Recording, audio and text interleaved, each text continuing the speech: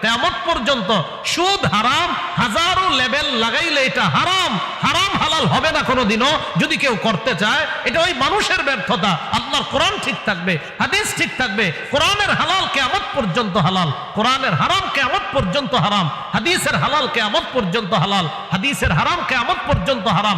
হাজারো ইসলামের লেবেল লাগায়া সুদ যদি কেউ কারবার করে, সুদ হারাম 1 কোটি বার হারাম, লক্ষ কোটি বার হারাম।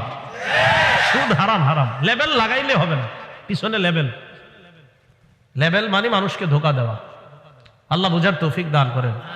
শুধু পিছনে না, খাম্বায় খাম্বায়ও লেখা আহাল্লাল্লাহুল বাই'a ওয়া হাররামার রিবা। কি সুন্দর লেবেল। তিরমিজি শরীফ হাদিস নাম্বার 2376 নাম্বার হাদিসের বর্ণনা। নবীজি সাল্লাল্লাহু আলাইহি সাল্লাম কি বলে দেখেন। আগে বাংলাটা আপনাদেরকে বলি, খুব আস্তে ধীরে বুঝেন। আপনাদের এই ক্ষেতের মধ্যে 20টা ছাগল, এই ক্ষেতে এই 20 ছাগল ক্ষেতের মধ্যে ঘুরতেছে, ঘাস টাস খাইতেছে। ইতিমধ্যে 2টা ক্ষুধার্ত বাঘ ছেড়ে দিয়েছেন এই জায়গায়। ছাগলগুলা থাকবে? তাহলে ছাগলগুলা কি হয়ে যাবে? শেষ হয়ে যাবে। তাহলে এই 2টা ক্ষুধার্ত বাঘ আপনার এই ছাগলের জন্য কি ভালো হলো না ক্ষতিকর হলো? ক্ষতিকর।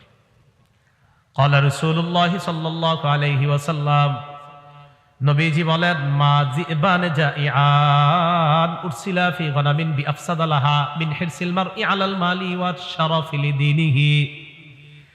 নবীজি বলেন, কোন ছাগল পালের জন্য 2টা ক্ষুধার্ত নেকড়ে বাঘ যতটা ক্ষতিকারক, কোন মানুষের সম্পদের প্রতি লোভ আর মর্যাদার প্রতি লোভ তার ধর্মের জন্য এর চাইতে বেশি ক্ষতিকারক। হারাম পথে সম্পদের লোভ, হারাম পথে মর্যাদার লোভ, হারাম পথে চেয়ারের লোভ, ক্ষুধার্ত 2টা বাঘ ছাগলের জন্য যতটা না ক্ষতিকারক, এর চাইতে বেশি হারামের দিকে মানুষের লোভ থাকা এর চাইতে বেশি তার দ্বীনের জন্য, ধর্মের জন্য ক্ষতিকারক। আপনার ধর্মটাই শেষ করে দিবে। আল্লাহ আমাদের সকলকে হালালের প্রতি আগ্রহী হওয়ার তৌফিক দান করেন।